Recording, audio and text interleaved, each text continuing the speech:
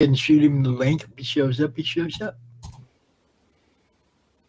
Hey, yo, it's me, Pops Van Marmalade, and you're watching the Comics-Related Madness Network. Huh?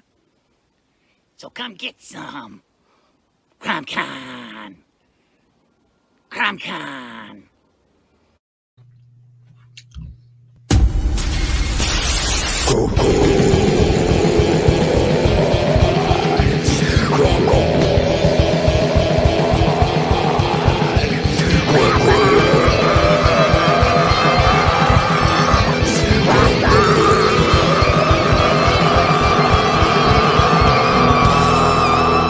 Come get some.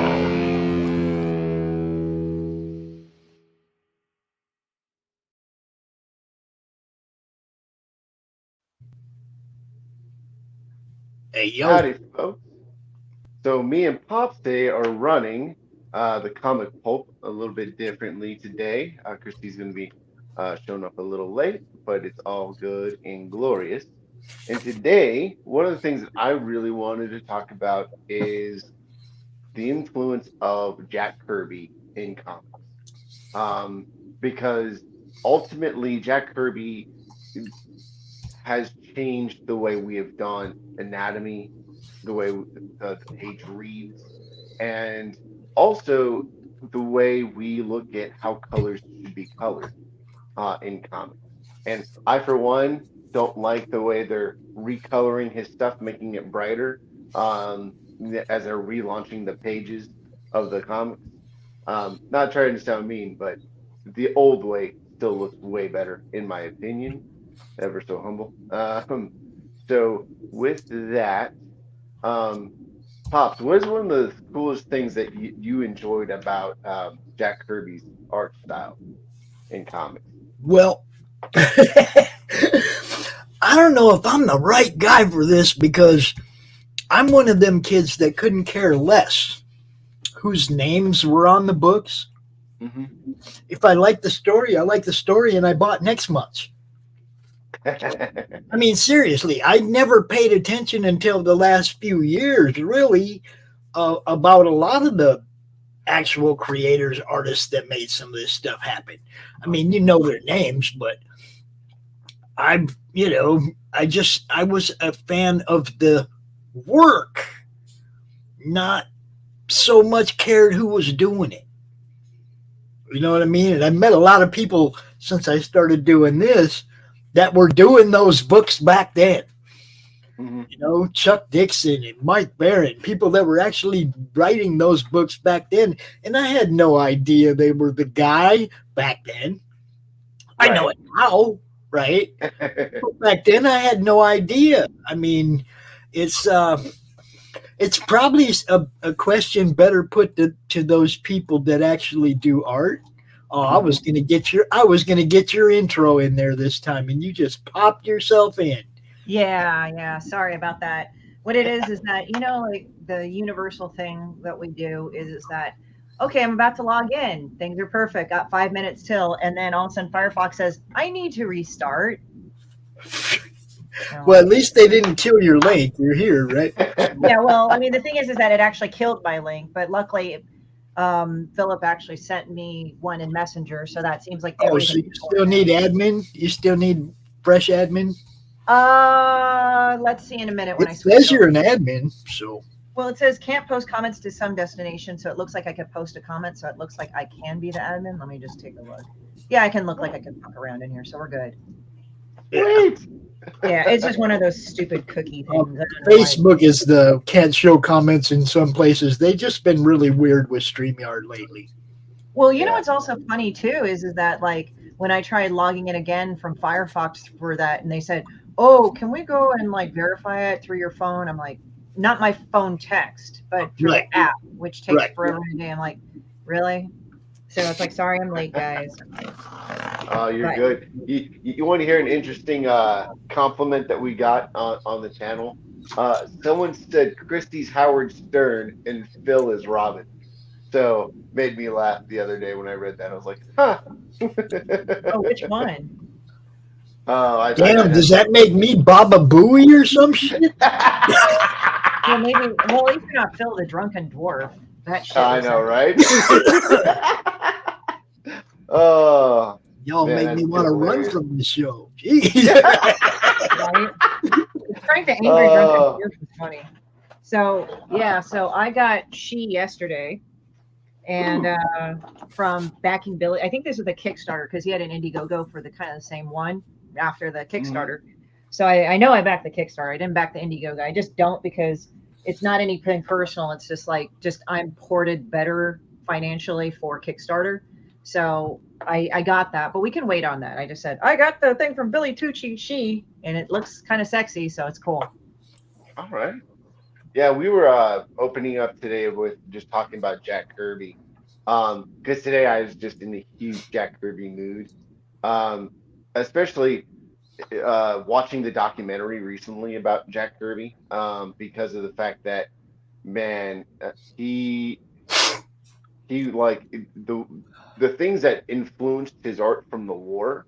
Most people don't know this, but he struggled with post-traumatic stress disorder, Not and surprising. yeah, and a lot of his artwork um, was inspired by Van Gogh, but he translated it so that you could see like the pain of trauma with certain characters. Like they had this beautiful piece where Silver Surfer is in space screaming, and it's a mimicking of Van Gogh's Screaming Man, and it was just reminiscent of what he um, went through. Because I didn't know this until very recently.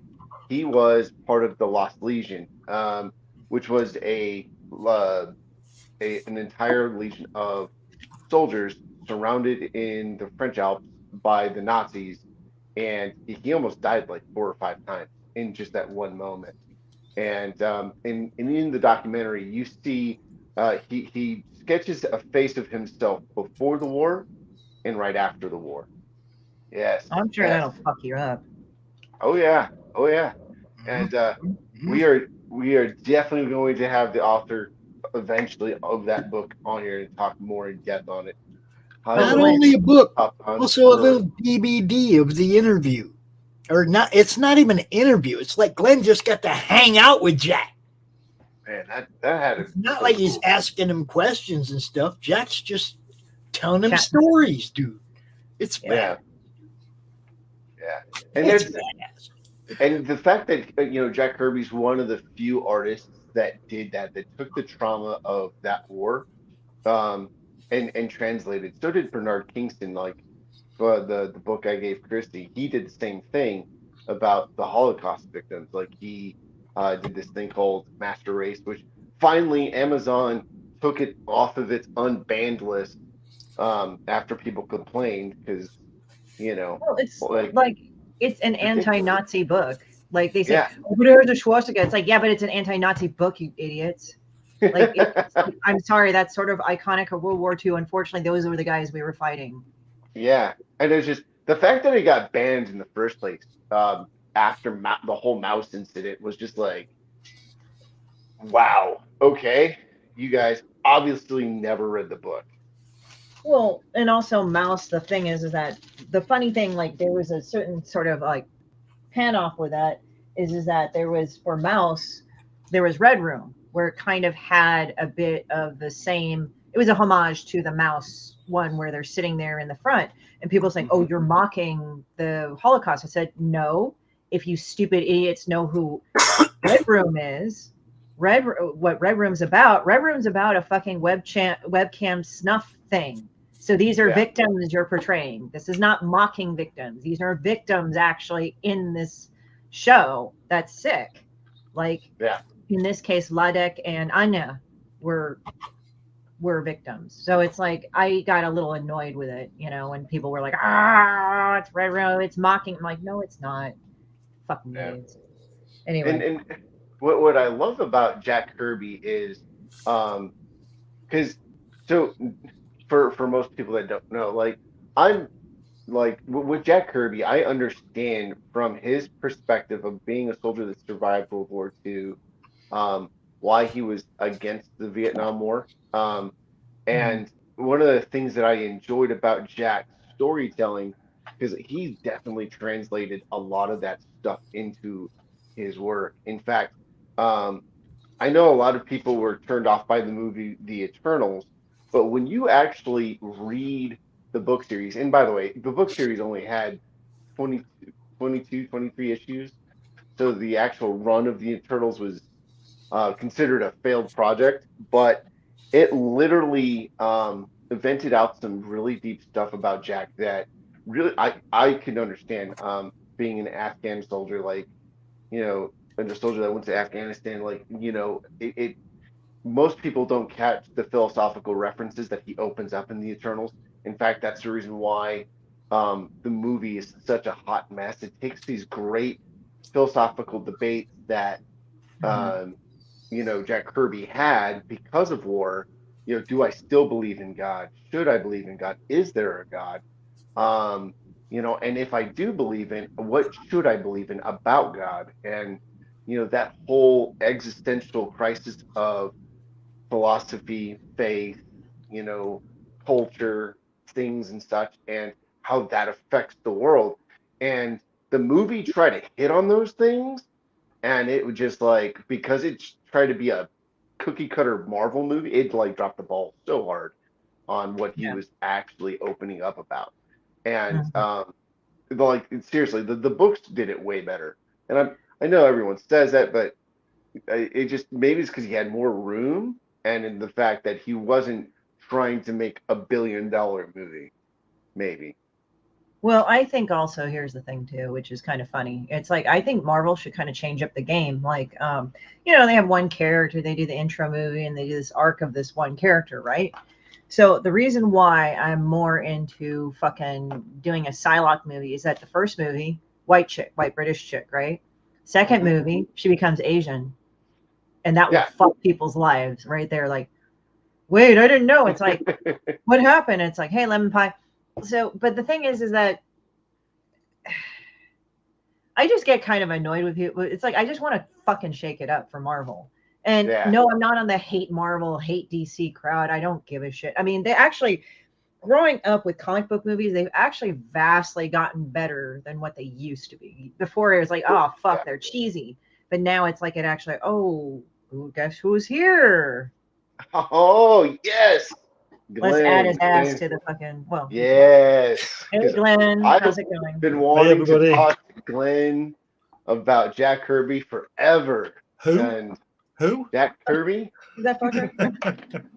Sorry. I don't know who this Jack Kirby is. Glenn knows I'm kind of uh, an asshole. I'm sorry. Well, let's see. Veronica says multiple issues definitely has more room than a 2 hour movie. They tried to shove too much in. Yeah, yeah. Because again, Eternals was this philosophical debate within Jack Kirby within himself. I remember watching an interview about him talking about the Eternals, and um, you know, and it was like, being a veteran from war, like for those catching up, he was venting out, again, should I believe in God? Does God exist? If I do, what does my culture say about it? Who am I now? Like, this whole existential thing. And again, the original Eternals was like 22, 23 issues. It was considered a failure, but the philosophical questions that he was asking himself from a traumatic experience, surviving the French Alps, from Nazi tanks, like, it, again, can't really translate that into $1 billion Marvel movie. You'd have to have, maybe they should have done it a TV show, because then they would have allowed him, the story to really open up, which is unfortunate, you know. And so this is why I'm excited to talk with you, Glenn, because from my understanding, you actually got to sit and just listen to the man and just be there in his presence and experience what Jack Kirby was with no filter. yeah, I was lucky enough to go and see him twice at his house. Mm. And the first time I went, I spoke to him for probably about 6 or 7 hours. The second time, not so long, because he was needed to go somewhere. The second time, I captured it on DVD, and then, as you probably know, I've released the book and the DVD now. But yeah, he talked about a lot of things. He didn't talk about so much about the actual comic business though, or any particular series. But he did tell me about his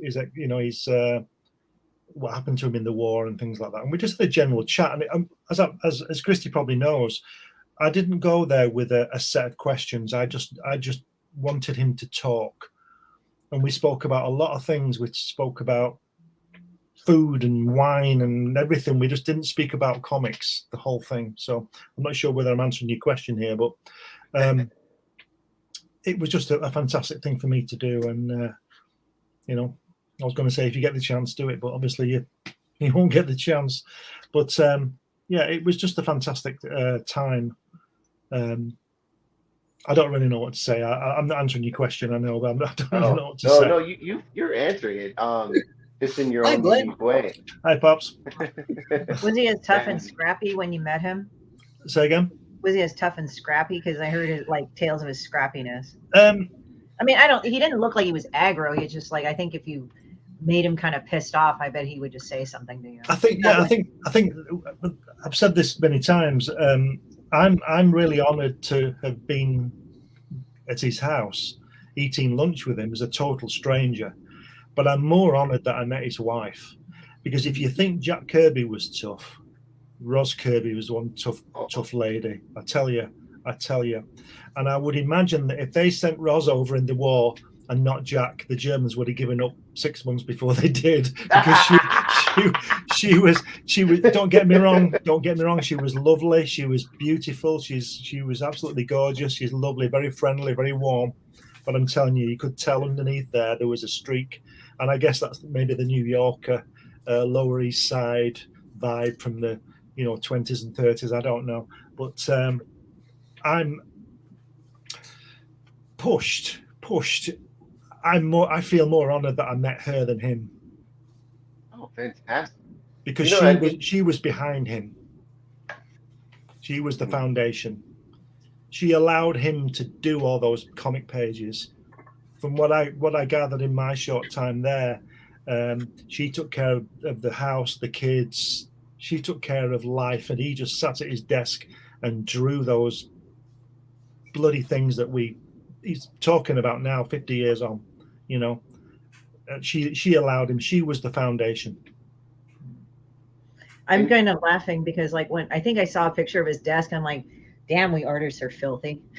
Yeah. Like, we got the paint, we got like food residue. I mean, why do you think I don't film in my art studio? Like, you're gonna see all the spray cans, all the papers, and like. Well, if you look over my shoulder, you'll see how organized I am. Yeah. But I'll show you something now from the book. This is my artwork on his desk, on his drawing board, that all that Galactus stuff came off. Can you see that? Oh, wow. That's cool. Dude, that is amazing. That's my artwork on there. And I got an impromptu art critique off him, and then I got one off Ros, which was the scary part, because she's one of the most honest people I've ever met. But I think I passed the audition. It was okay. Yeah.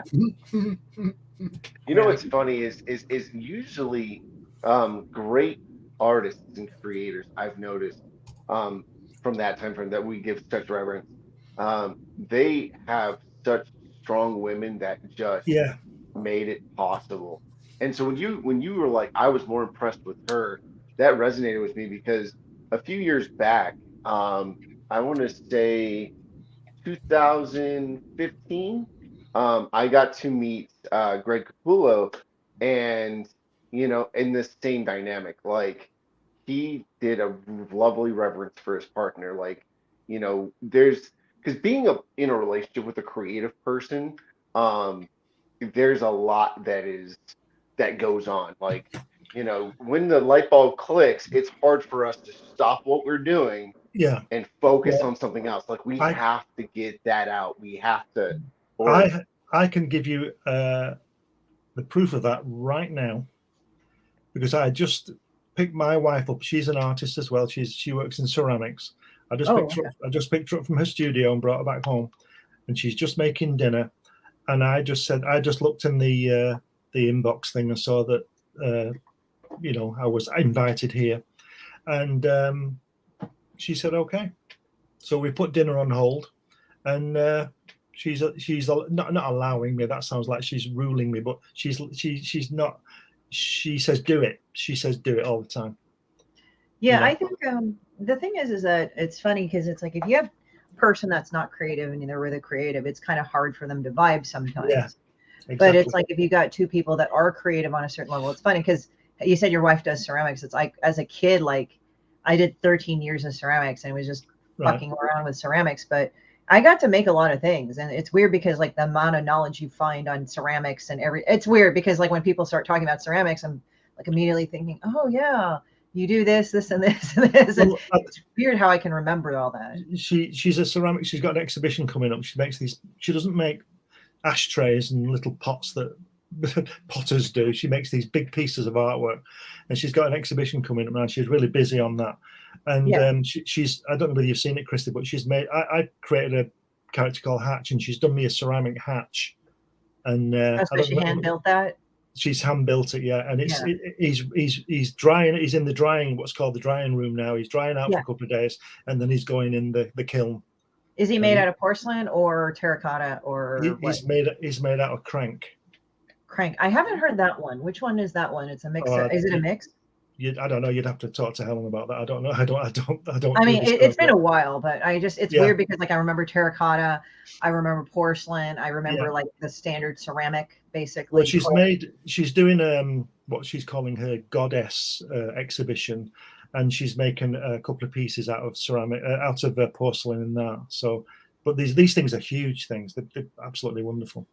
Yeah, I've seen them. Like my teacher used to have like ceramic magazines everywhere because it was a child's pottery class, but it was also for adults. It was a community college, so I'd just be hey Nicholas, how's it going? So it's like I can see all the shit that's like that was in there that people had built and crap.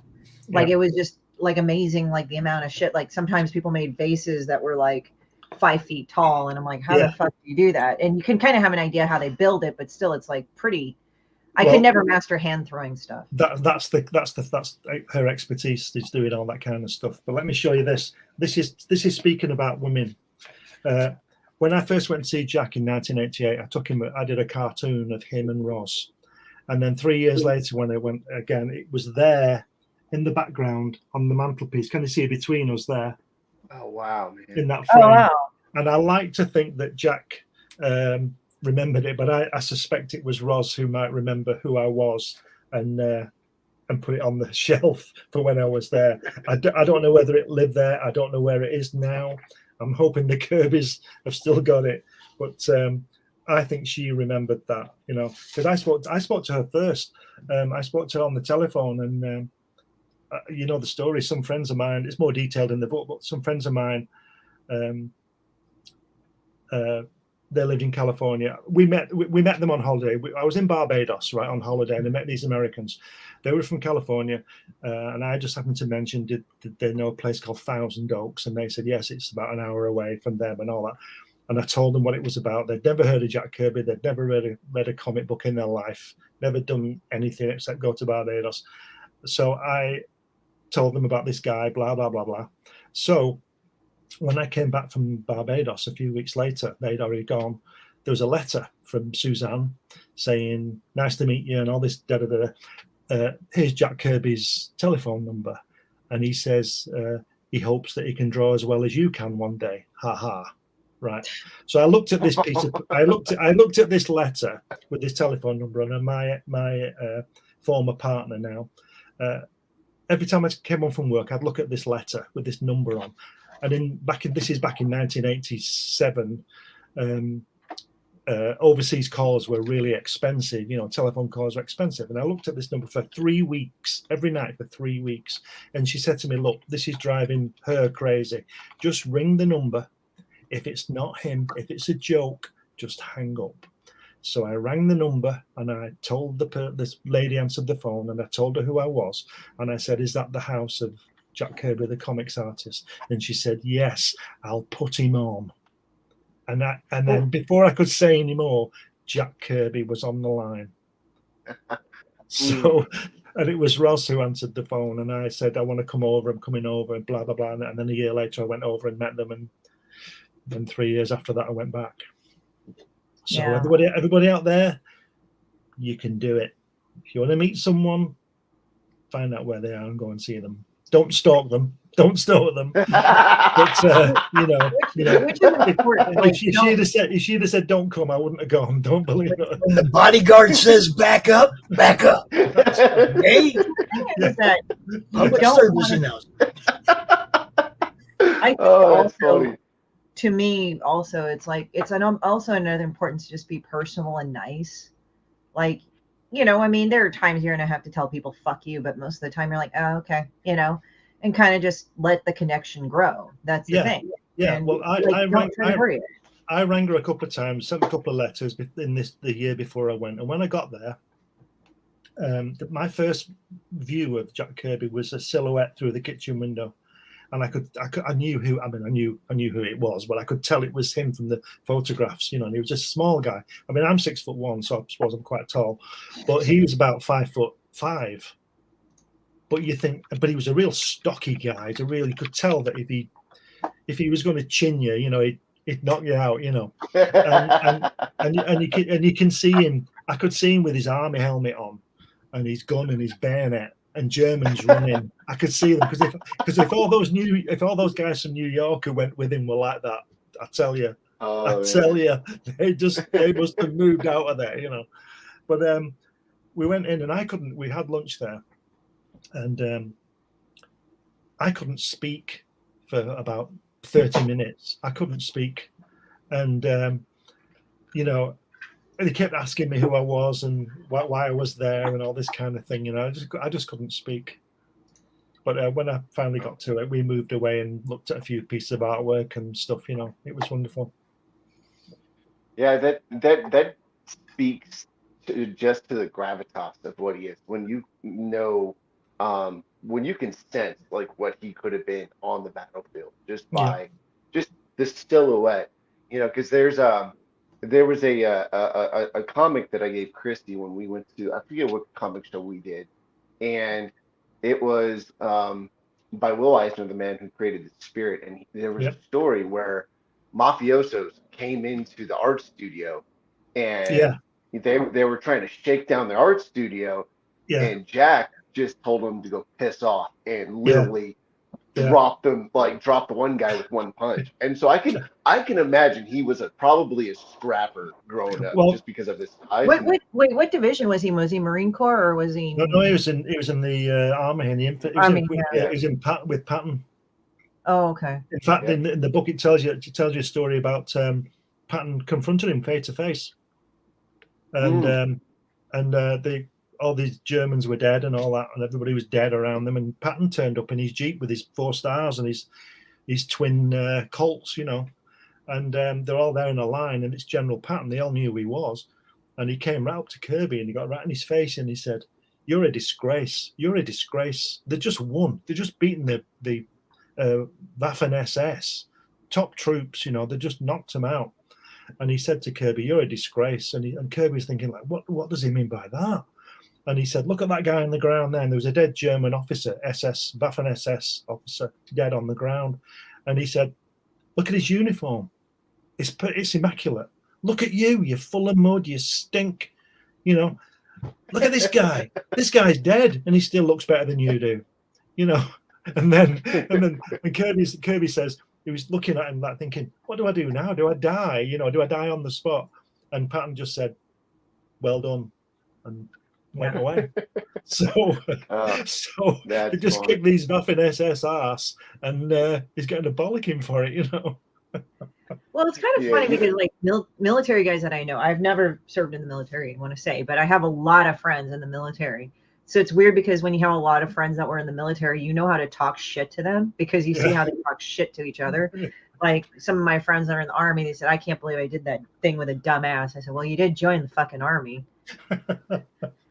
It's like you guys aren't like we just take the piss out of each other, but they know I'm not like being a bitch. Like it's like you know how to do it. Like well, get this. I was scared to death once. But the people who we met in Barbados, the guy was called Bob, and Bob was great. He was the most awkward person I've ever met, difficult person I've ever met, but he would do anything for you.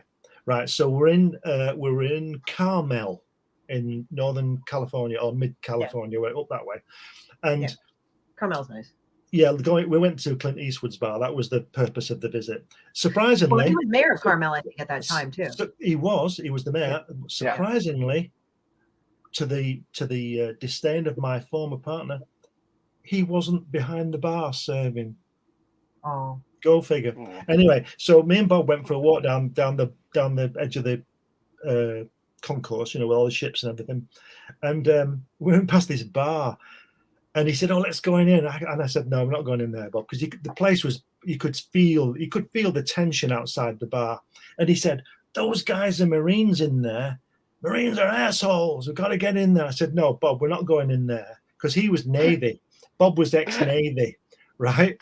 So, and as far as I know, Marines are part of the Navy Department of Navy. But anyway, that's they make jokes about it, like they say, and the Marines will always say, "Yeah, we're the men's department."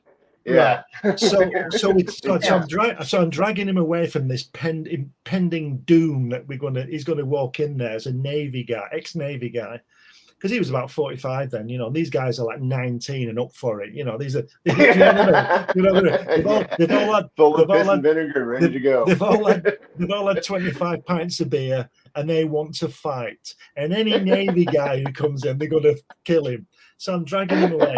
And then as I turn around, there's these two guys, and they were like, they were what I would call all-American, 6'6", big guys, blonde hair, flat top haircut, jarhead thing, good looking lads, and they were there, and I thought, oh, they were going in the bar, and as they walked past, Bob said, "You want to be an asshole? Be a Marine. You want to be a Marine? Be an asshole." You know what I mean? Oh fuck, these guys. Anyway, they just looked at him as if to say, "Are you serious?" and just went in the bar. Yeah, most of the time, like they don't really get into serious fights. The thing is, taking the piss out of each other is like a normal thing in the army, and then all throughout the ranks. I think for the most part, all the other hey Keisha, all the other like military dudes that are there, I think they all agreeably hate the Air Force because they think they're a bunch of cocky assholes. Fuck the Air Force. Like, all I want to hear my two favorite military jokes of all time. Cool. Oh, okay. Absolutely. Let's do it. Sure. The first one, there's the a general from the Marines and an admiral from the Navy and an Army general, and they're like just walking down the street. And they see a little kid in the yard, and he's playing in a pile of shit. So they kind of look a little closer, and they're like, "What you doing, little boy?" He says, "I'm making me he says, "I'm making me a soldier." And the Marine dude just starts busting up laughing. Ha, ha, ha, ha, ha. And the Navy Admiral says, "Why are you doing that, son?" He said, "Well, there's not enough shit here to make a Marine." It's just a joke. Don't be mad at me. It's just a joke. The other one, Navy dude and the Army dude in the bathroom, and they're pissing, and the Army dude gets done, and he goes over and he washes his hands, and Navy dude gets done, and he zips up and he heads out the door. And Army dude says, "Hey, man, in the Army, they teach us to wash our hands after we piss." And the dude turns around and says, "Navy, they teach us not to piss on our hands."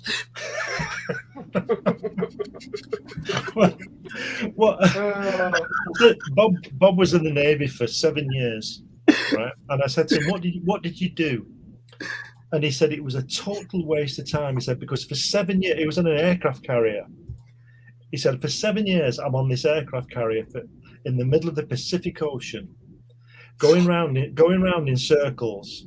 And he said, and every day, he was like, I suppose it must have been sort of an aviator thing. I don't know what the thing is, what the military term is. But every day, I used to get into the back seat of this plane, and they take off from the aircraft carrier. Do this twice a day. Take off from the aircraft carrier, fly for 30 miles, and then just turn around. And he would have to plot the way back to the aircraft carrier. That was his job.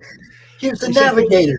Yeah, but the thing is, he said, I could always see the aircraft carrier. Yeah. So he had to plot a course that they could see anyway. Every day for 7 years. That's what he said. When I was in the Army, we see stupid stuff like that all the time. I remember one time, this is before I made sergeant, and so I asked my staff sergeant, I was like, why are we doing this stupid shit? This makes no sense. And with a calm face, he says, either I tell you we're just here to waste taxpayer money, or it's good training. I like my rank, so it's good training. I was just like, okay, well, why not? You know, so I can get it. But the thing was that this pilot wouldn't go back until he told him the course to go, and you could see this aircraft carrier. And there's nothing else. It's not as if they're going to land on the wrong one. There aren't any others around, you know. Well, it's kind of funny because it's like, from what I understand, like going back in the conversation, it's like Navy pilots seem to be more respected than Air Force pilots, which is funny. I just thought that was interesting because I guess like Navy doesn't have the arrogance that Air Force does. Like they think they're a bunch of overpaid bitches or something. Yeah, my nephew he's in the Royal Marines, and he's obviously really proud of that. So I just wind him up, and I just, when I'm with him, and people don't know who he is, I say, oh, this is Richard. He's in the Navy, which he is. The Marines are a department of the Navy. And I said to him one day, he was going on about how wonderful the Royal Marines were, and I'm a bit of an arse, right? And he's saying that I can't do with all this. How can I put it? I can't do all this bullshit about who's best at this, because all those guys on both sides, they're all brilliant, aren't they? They're all well trained, they're well motivated, they all know what they're doing, and all that kind of. So I've got respect for them all. Anyway, so he said he was going on about the Marines are this and the Marines are that and the Marines are this and the Marines are that and they're the best and blah blah blah. And I said, and his granddad, my dad, was a paratrooper on D-Day. Oh fuck! And I've written a book about that as well. And so I said, oh, he was going on. I said, what do you think about paratroopers, Rick? He said, paratroopers, they're not as good as Marines. And I said, your granddad was a paratrooper, you know? My dad. He said, yeah, I know. I said, so hang on. So tell me this: when you were in Afghanistan, and I'm not running anybody down, but I was running him down at this point. I said, when you're in Afghanistan, and dress him down. Do you get in a helicopter and fly into that situation, and then get in a helicopter and come back? And he said, yeah. I said, well, my dad jumped out of the C-47 on D-Day, age 19, and stayed there for a year. He didn't come in and out and go home every 5 minutes. He was there for a year. There was only one time he came away, when he got shot in the arm. And he sort of went, oh, and I'm not belittling his service or anything like that, but I just can't do with the bullshit of all these people who think that they're the shit. Their situation is better than anybody else, because it's not. It's you die, don't you? You can still, if you die, you know. Yeah. So. Well, it's kind of funny because like my uncle, actually, my dad's youngest brother, he was in Nam, and he was for the ROK, I guess Marines, ROK Army, Republic of Korea, and they fought in Nam, and he was a paratrooper there. Rock, I guess, is it Rock Marine or Rock Army? Yeah, no, it's Rock Army. So okay, I was stationed in Korea for a year, and 6 months on the parallel, and then 6 months in Seoul, Yongsan with 94th MP Battalion. So the Koreans, they have the Rock Army, and then they have the Katusas. And the Katusas are basically wearing our uniform and being our translator, and we're training them within our job. So it's like they're serving in the American Army, but for Korea, which is kind of interesting. And you have to be like super smart to be a Katusa, or really rich, one of the two. So, but yeah, it was the Rock Army is crazy nuts, man. I remember being on the parallel and seeing these huge hulking Korean dudes pull ball bearings in their boots. So when they walk, it literally sounded chink, chink, like you know, like it made them sound like they were heavier than what they were. But the stupidest thing I ever saw when I was doing patrol on the 38th parallel for the short time I had to do it was there was this dude, literally, I am not kidding, and I tell this story every time because this dude blew my mind of how stupid he was. He's on the other side, he's part of the North Korean army, and he's looking at me with binoculars, probably 5, 10 feet away from me, as if like he needed binoculars to see me. Do they ever teach you etiquette, like don't flip them off or antagonize them or any of that shit? Because I'm sure that those guys they would fuck with each other. Yeah, it was the biggest trolling war. Like I remember we went in for a peace agreement, and this is how petty they get. Like the North came in and cut 4 inches off the chairs. So when we sat down, they sat higher and be in the position of power while we sat, like they've done that twice to us. Now just like, you got to be kidding me, you know? Like it got pretty petty. I saw some film a while back now of the 38th parallel. You know, they have Checkpoint Charlie there, whatever it's called, and they do a march, don't they? And they sort of go up to each other, don't they? And they're sort of this far away from each other, then they turn around and go back. Oh, well, yeah. No, they'll pick them. Like the thing is, it's a trolling war. Like they'll pick the biggest guys from the American. I'm just gonna say. So this guy, this U.S. Marine guy was 6'6", and the Koreans were really struggling to get somebody as tall as him, so he could look him in the eye at the checkpoint. So they just used to send the tallest guy out, you know. I'm telling you the truth, man. It was like the biggest trolling world. I just remember every time we had to go up there and help out, I was just like, this is the dumbest thing. Like, why did I say, I do solemnly swear like a jackass to do this? Like, every time. It was, good Lord. Well, the stupidest thing that I get asked is like, are you North Korean? I'm like, yeah, okay. I thought you were American, Christie.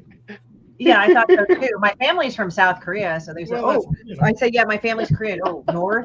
I'm like, no, we didn't defect, you fucking idiot. If we did, we're not going to tell you. You see, my family came from the Netherlands in 1066, but I don't go around saying I'm Dutch. There you go. I'm English. So why don't you just all be Americans? I am an American, Glenn. I know you are, but stop. All these African American people and all these Japanese American, just be an American. Just be an American, exactly. That's, you know. Well, I feel like it kind of confuses people because they think the nationality is their ethnicity. It's like, no, you're ethnically this, but you're nationally wise. That's why there's so many problems. Just be an American. Yeah, just be an American. Exactly. Been saying it forever, Glenn. Been saying it forever. That's what Jack Kirby's dad said to Jack Kirby. They were from Austria, and he said, "We're American, and be grateful for what this country is doing for us, letting us come over, blah blah blah." And and Jack Kirby was an American. Yeah, he might have been Jewish, he might have been all that, but he was an American. I'm an ethnic jerk, says Eric.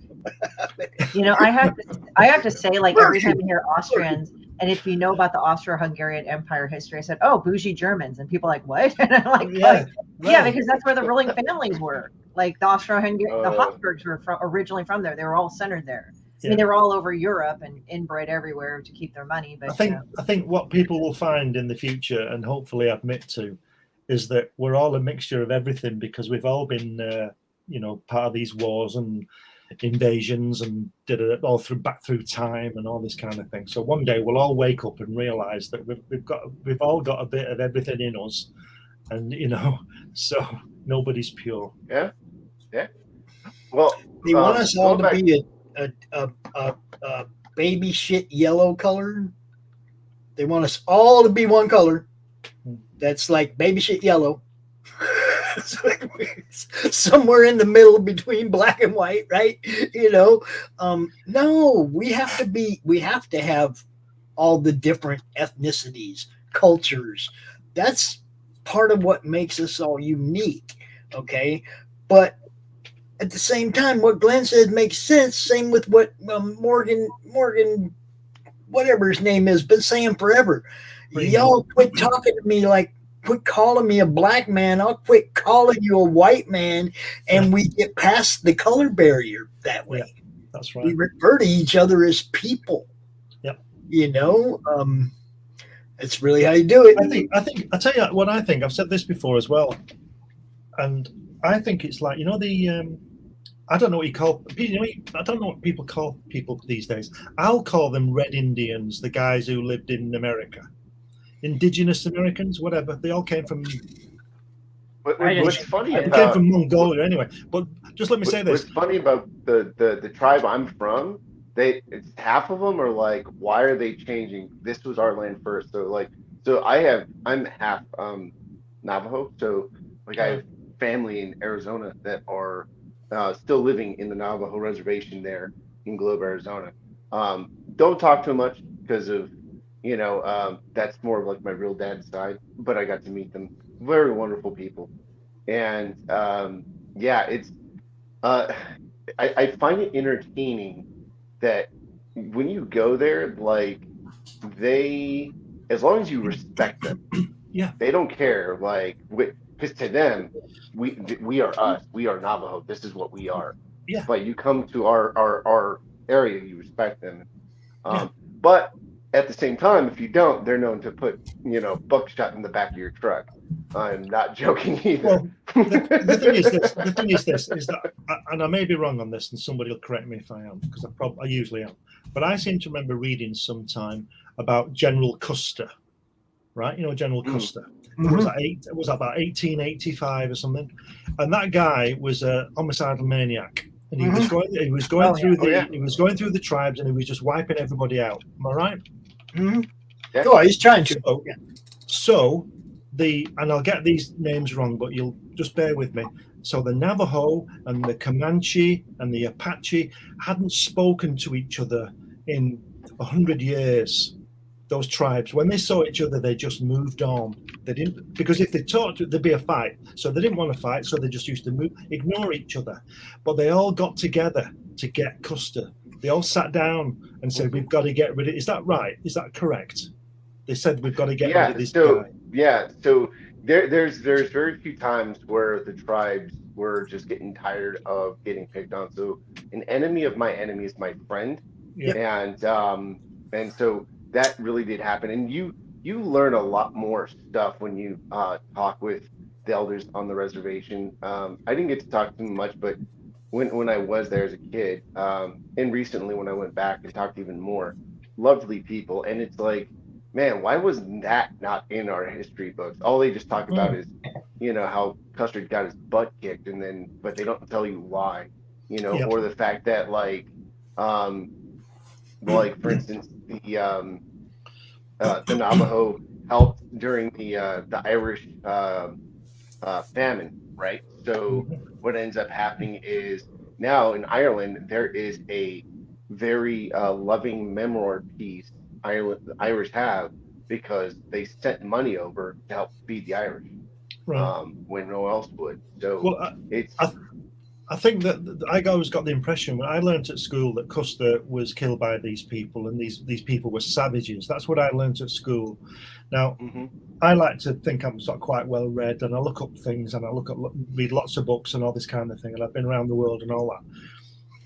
It became obvious to me that those guys, when I read about those guys sorting Custer out because he was going to kill them, they weren't savages. They're not savages.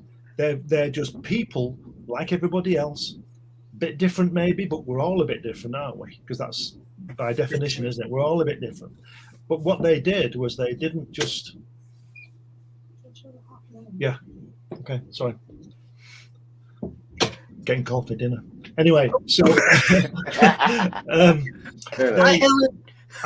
I've lost my thread now.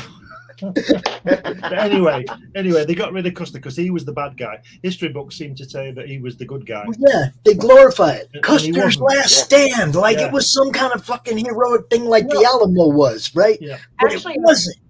Actually, it was funny because I heard because I'm younger than you guys by a bit, and ages. See, this is another problem. Stop this ageism thing. I don't respect sometimes my elders under that age. Anyway, that is terrible. Just think in 20 years' time, when you're as old as I am, people will upset. It's okay. It's It's not. okay. I'll be an No, old it's psycho not. bitch with an ivory cane and smacking the youngsters. What, you're not now? I thought you were that now. Fucking But so this is what happened was that what I learned about Custer is that they taught us Custer was a fucking dumbass. Like he was told, don't go in there. It's a trap. And he said, no, fuck it, I'm gonna go in there. And he got his ass killed. And it's like, well, he was a dumb fuck, whatever. That's what they taught us, like my generation. So it's like they didn't really glorify it. They said, well, there's 3 versions of it already. And that's the problem. Yeah. You see, nobody knows the version, you know. History changes as know time which goes side on. you're We all talking. know that. They omit things that, oh, that's not a good look. Let's just not put that in the book anymore. You know what I mean? It's there's been so much of that. I mean, look, I'm not the oldest guy here. He is. But I can remember a lot of shit. Damn. Right? Damn. I can remember a lot of shit that ain't the same now, but should be. Yeah.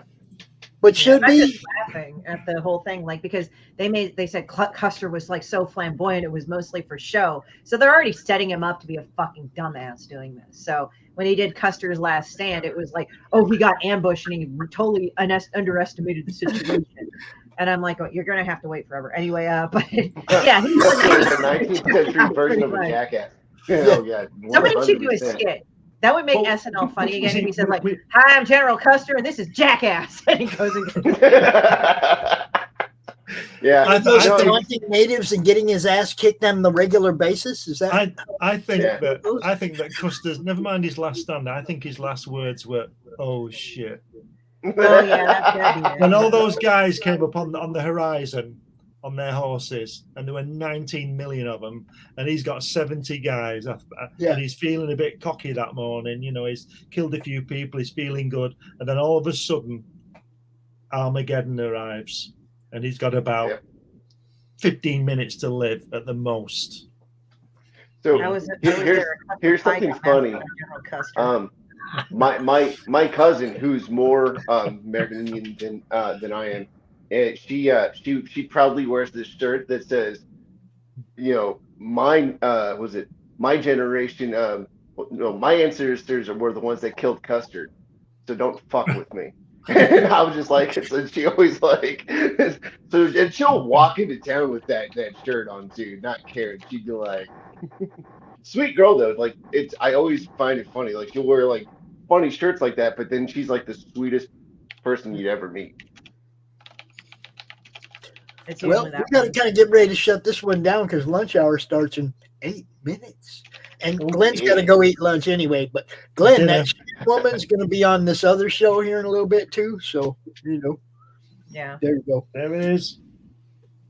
Yeah, I already put mine away, but yeah, Glenn Kirby. Yep. This is like nothing. That DVD is like nothing you've ever seen, guys. Like I said, it's not Glenn asking Jack questions. It's Jack telling stories. It's awesome. Yeah. I've watched it quite a few times and now. You can get it from me. God, I'm gonna make a shirt now that said, "My name is General Custer, and this is Jack." When you think about it, like how they told us that story and how he went into it, at least what I was taught and what I remember about it. Oh, like, dude, that was a dumb fuck thing you did, motherfucker. I don't know I'll tell you what, hell you were thinking. Something else about Custer that I read, and again, I don't know whether this is right or not because obviously I wasn't there, even though I am older than you lot, but I wasn't in Custer's times. He was a good candidate for running for president. Would have been if he'd have won. And that was part of his motivation, apart from the fact that he was a murdering fucker. All he had to do was make it back across the Mississippi, and he was a shoo-in. And he wanted the military cred because they're all military men, or most of them have been, haven't they? Well, that's wonderful. Just think, if that guy would have won, he'd have been a president. Yeah. Well, think about this too. It's like Grant, he was this total shabby alcoholic, but he actually knew how to do war. So that actually made him kind of smart. Like, oh yeah, don't get drunk enough where you die. Good, you know. But he was actually good at doing what he fucking did. Just think of the golden opportunity that Custer missed. He could have had a tank or an aircraft carrier named after him. Yeah, like a Sherman tank. You know. Hey, well, honestly though, he is not the dumbest military officer in war history Americans had. When I was stationed with um, near the 101st, I went to the 101st Air Museum, and before we close, I'll finish this story. There is no shit a general.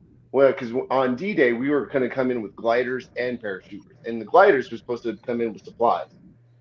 This general was such a dumbass that he took a 500-pound oak desk, put it in the glider, plus cast iron stuff to cook his meals, all these amenities that he wanted from home, and had him and his private, his private driver push it off in the back of a C-130, and it dropped like a rock, killing them both.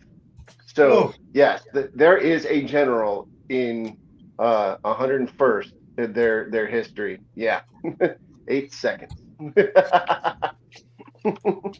And with that, we're going to end this one. Just give me 2 seconds. Okay, go. 8 seconds is the time it took my dad from the door of the C-47 to get to the ground. 500 feet. His parachute just broke their fall. 500 feet because they were being shot at. So they were supposed to fly higher, but they go lower. Come in lower. Don't get shot. Get broken face instead. Bam! Into a tree. Oh, you're done. Oh. Why do you think paratrooper knives in Nam? Like, I have my uncle's paratrooper knife where you just cut the straps free because, like, it's like fucking jungle. I'm surprised that dude didn't get fucking Agent Orange on his ass everywhere. So probably did. Right. Yeah. He doesn't have any problems as a result. So I mean, I don't know. That's good. Yeah. I will see you at the lunch hour in about 4 minutes, right here on the same network. Bye. I gotta jump to.